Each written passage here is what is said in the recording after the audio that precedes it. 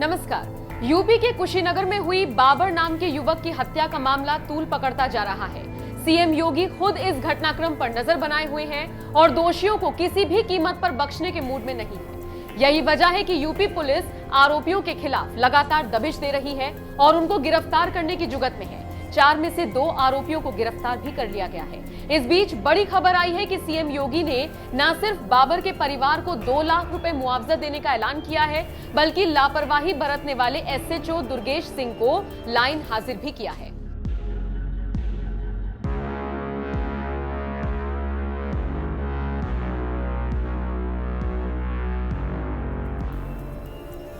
दस मार्च को जब 5 राज्यों में हुए चुनावों के नतीजे आए तो बीजेपी का जादू साफ दिखाई दिया। 5 में से 4 राज्यों में बीजेपी ने जीत दर्ज कर सभी को जश्न मनाने का मौका जो दे दिया।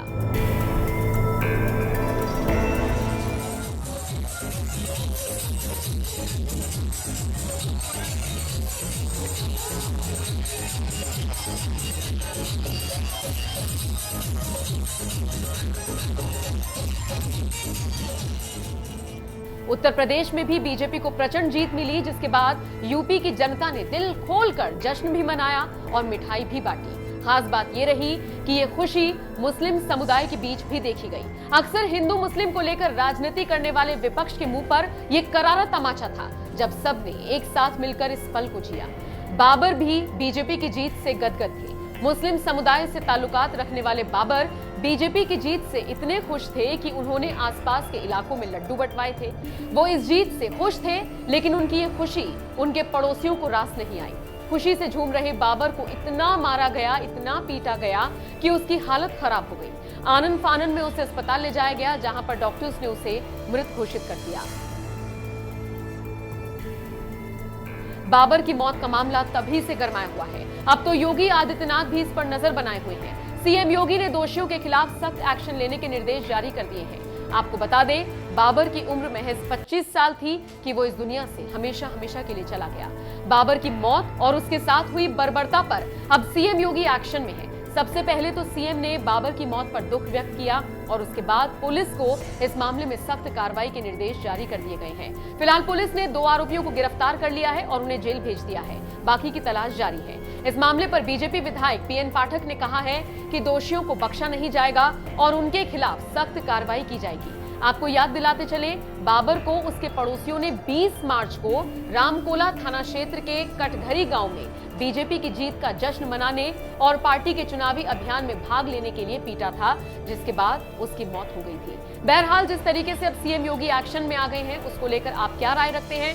कमेंट बॉक्स में अपनी राय हमें जरूर दें। जो दंगा के मंसूबे के साथ इस समय अपना सिर उठाने का प्रयास कर रहे हैं। 5 वर्ष तक ये सभी लोग बिलों में घुसे थे, दुबके हुए थे।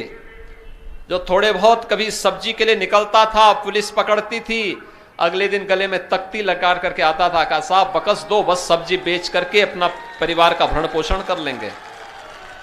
आप 10 मार्च के बाद देखना, फिर इनके गले में फिर वही तख्ती लटकती भी दिखाई देगी। और फिर एक गर्मी जो अभी किराना में और मुजफ्फरनगर में कुछ जगह दिखाई दे रही ना, ये सब शांत हो जाएगी इसके बाद। क्योंकि गर्मी कैसे शांत होगी, ये तो मैं मई और जून में भी इसको बहुत शिमला बना देता हूं। और इसलिए भाइयों बहनों, आज आपके बीच में मैं अपील करने के लिए आया हूं। ये 12 लेन का हाईवे मेरठ और दिल्ली के बीच जोड़ने का ये हाईवे, ये डबल इंजन की सरकार दे रही है। और यही नहीं, हापुड़ के वासियों को हापुड़ का पापड़ अगर हमें कभी प्रयागराज में बेचना हो तो मात्र 6 घंटे में इस दूरी को तय करने के लिए गंगा एक्सप्रेस जो बना रहे हैं हम लोग।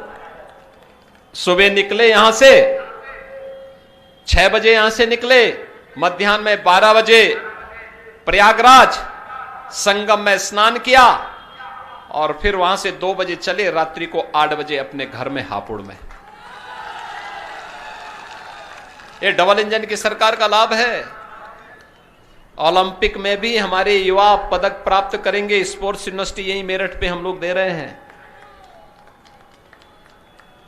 सपा बसपा की सरकार में तमंचे की फैक्ट्री लगती थी और हम लोग डिफेंस कॉरिडोर दे रहे हैं। डिफेंस कॉरिडोर, यहां जो तोप बनेगी और यहां का नौजवान जब उस तोप के ऊपर चढ़ करके पाकिस्तान की सीमा में उसको दहाड़ेगा तो दुश्मन का काम तमाम हो जाएगा। भाइयों बहनों, सोच देख सकते हैं और इसी सोच को लेने के लिए, देने के लिए आज एक बार फिर मैं आपके पास आया हूं, आप सबसे अपील करने के लिए। कोरोना में हो सकता है चुनाव आयोग बड़ी रैली करने की अनुमति न दे। अपार उत्साह है। आज मैं प्रातःकाल बुलंदशहर में था, अलग अलग विधानसभा क्षेत्रों में था। क्या उत्साह है, क्या उमंग है। जनता चुनाव लड़ रही है। जब जनता आगे हो और नेता पीछे हो, मान करके चलो लोक कल्याण का मार्ग प्रशस्त हो रहा है।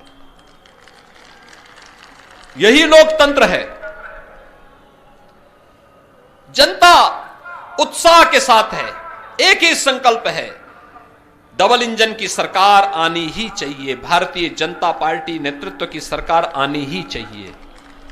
और उसको लेने के लिए ये जो नेता गुमराह कर रहे हैं, जिनकी टोपियां रंगी हुई हैं मुजफ्फरनगर के दंगों के और राम भक्तों पर गोलियों से, उन लोगों को जनता के बीच में आने का तो कोई नैतिक अधिकार होना ही नहीं चाहिए। कोई नैतिक अधिकार नहीं होना चाहिए। लेकिन लोकतंत्र है, वे अपनी बात बोले। लेकिन भाइयों बहनों, गुमराह होने की आवश्यकता नहीं, जनता को बताने की आवश्यकता है। एक ही बात बता देने की आवश्यकता है। जब इनको अवसर मिला था तब बिजली नहीं दी, आज फ्री की बात करते हैं। तब तो दी नहीं, तब दंगा करवाते थे और अंधेरा इसलिए भी करवाते थे जिससे इनके गुंडे दंगा करा करके फिर आग लगा सके। यही तो करवाते थे। मुजफ्फरनगर का दंगा हो, कोसी कला का दंगा हो, मेरठ का उपद्रव हो, बुलंदशहर का उपद्रव हो, और इनको लगता है कि चुनाव में प्रत्याशी बना देंगे तो ये दंगाई सुरक्षित हो जाएंगे। अगर प्रदेश की जनता जनार्दन की सुरक्षा के साथ किसी ने खिलवाड़ किया तो ये वो भी जानता है कि डबल इंजन की सरकार इसको कोई भी स्वीकार नहीं करेगी। और भाइयों बहनों, आज आप सबको यही आश्वस्त करने के लिए मैं आया हूं, कोरोना के प्रोटोकॉल का हम पालन करेंगे।